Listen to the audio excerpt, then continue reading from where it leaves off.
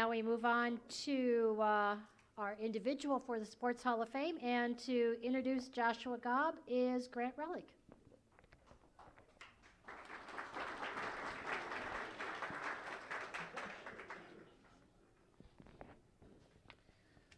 Thank you and good evening, and congratulations to all the inductees tonight.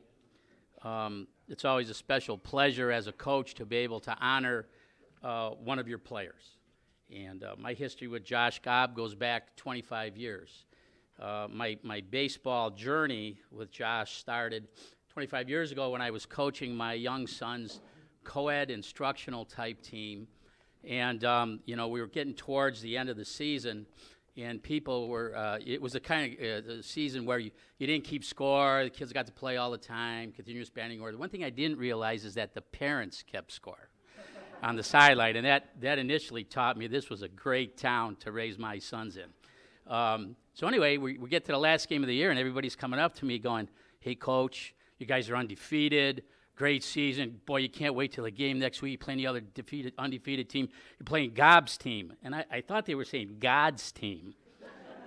And I realized it was Josh Gaub, this little blonde kid with a big smile that had this funky, long strand of blonde hair growing out the back of his head that became kind of his trademark. And so that was my first contact with Josh. I think the game ended in a tie. But I forgot to tell you it was T-ball.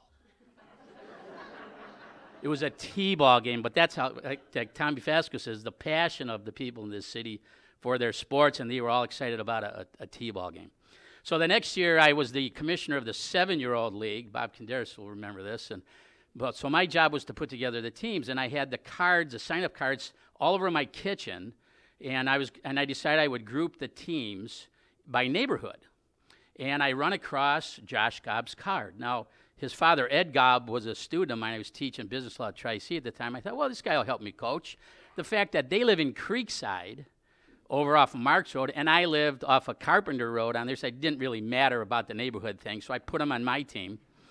And I was quickly accused of stacking my team, something I obviously never would have thought to do. So then I get Josh on my team as a 10-year-old, which began our streak together on the Yankees, and I coached him throughout the summer. And like every good player at his age, they always play shortstop. The good kid always plays shortstop or pitches, whatever. And so I was coaching the 12-year-old travel team at the time, and I really needed a catcher. And I thought to myself, boy, I think this Gaub kid will make a good catcher. So imagine the conversation you had trying to convince a kid to move behind the plate who's 11-year-old, and you tell him, "I'm going to dress you up so you look like a lobster, and then I want you to catch the ball probably over the next 6 years about 100,000 times and never miss it and block everything. And just for the heck of it, I'm going to put one hand behind your back, and we're going to let everybody swing a stick in front of your face while you're trying to catch the ball. And then once in a while, I want you to pop up and throw the ball all the way to second base in under 2 seconds." And he's like, "Yeah, that sounds pretty good." So that began his catching career, and you could see he was going to be something special. I had the privilege of working as the assistant baseball coach at the high school, so we'll fast forward to 1997, Josh's freshman year. Now, I coached with a guy named Bill Fry. And if you remember Bill Fry's nickname in the athletic department was the Doom Peddler. Bill was never happy.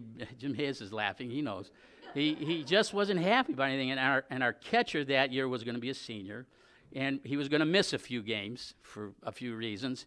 And I said, "Well, Bill, we'll just put Gaub behind the plate. He's a freshman." Gaub was like, "Oh, no, Bill, no, we can't do that." I said, "No, he'll be fine."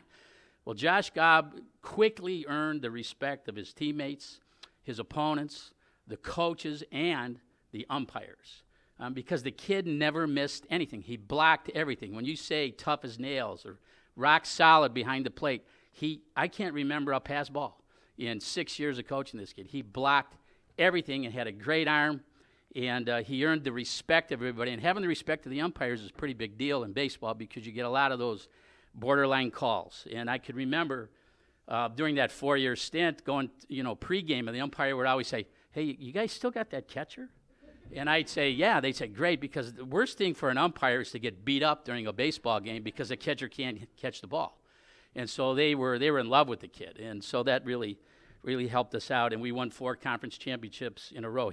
Having a great catcher is like having a great quarterback in a football team or a great point guard in a basketball game. They just control the game. I mean, he was a game changer. He could control the complexion of the game. Words got around very quickly that you didn't run on Brunswick because he would throw you out or pick you off. And it was just a pleasure watching him. It was like a painter painting a picture. In a baseball game, he would call the pitches. He would handle the game, and it was just a pleasure to watch him behind the plate. And the kid could hit. I mean, he was in the top 10 in 8 different offensive categories in his high school career. He also was the Pioneer Conference Most Valuable Player his senior season. He was the Gazette County Most Valuable Player his senior season. He went on to Ashland University to have a tremendous baseball career at Ashland. He's started off 4 years at Ashland as a catcher.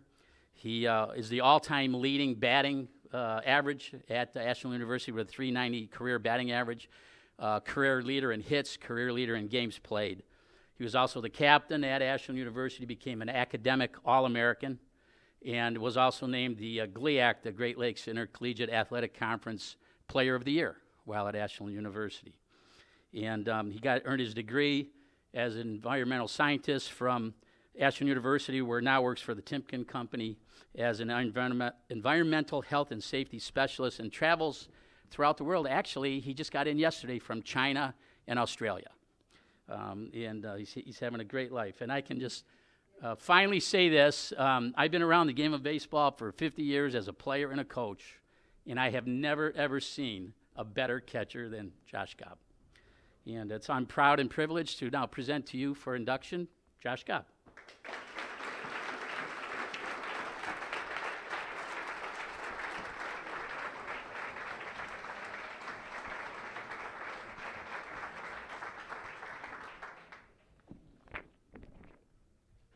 I don't even know how to follow that.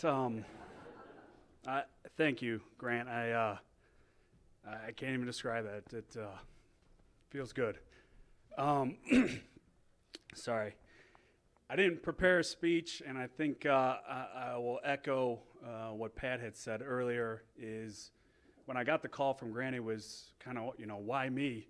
And then you start doing this soul searching. It's like, yeah, I did all right in high school and in college and stuff. So I first want to thank the Hall of Fame inductees and the committee and everyone else here. It's an honor to be here. I have to start with my parents over there. They did everything for me from as soon as I started playing t-ball, as Grant said. You wanted baseball lessons, catching lessons, no problem. A new glove, new bat, no problem. New video game, not having it. But if it had something to do with baseball, they were all in. And, driving, many of you are parents here, you have kids, and it takes a lot. And there's a lot of practices and a lot of games, and it's a lot of work. And they were always there for me. My sister tagging along on all the trips, my brother waking up early with me to go play baseball in the neighborhood. Just a great family.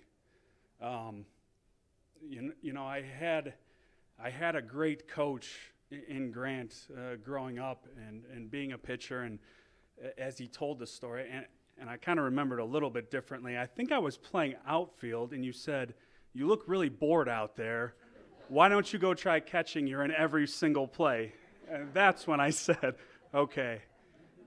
But nevertheless, when I started catching, I never looked back. I loved it, and the appeal to be that leader has helped me tremendously, not only on the baseball diamond, but in my profession, in what I do, and going around the world and doing what I do environmentally speaking, and in some of these countries that I go into where they're not as fortunate as we are here in the U.S., and you go in there and share your knowledge on your profession and what you're doing, and be a leader. I think baseball really really helped me in that regard. I'm just very blessed, and I think I'm the last one to speak. So, again, I think this is a wonderful, wonderful evening. Really happy to be a part of it, and again, I thank everyone here, and especially my family sitting over there. Thank you.